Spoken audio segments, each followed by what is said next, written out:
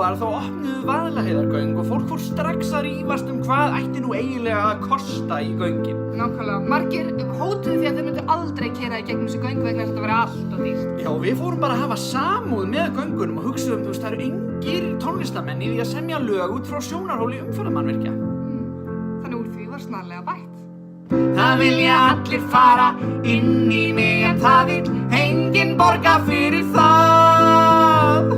Hefðu sögð að væri önnur smuga og við ættum bara að láta það duga.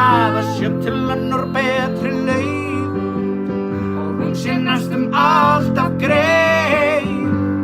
Því þú vilt ekki komin að framan þó það sé sárt og ekki nærri jafn gaman. Þú mátt koma í skarðið, þú mátt koma í mitt víkurskap. En ég vissi samt myndu sjá ljósið, nú keyri gegn og þau spari ekki hrósið. Verið velkomin inn, velkomin inn, verið velkomin inn í mig. Vaðlaheiðargöng, sko. Já.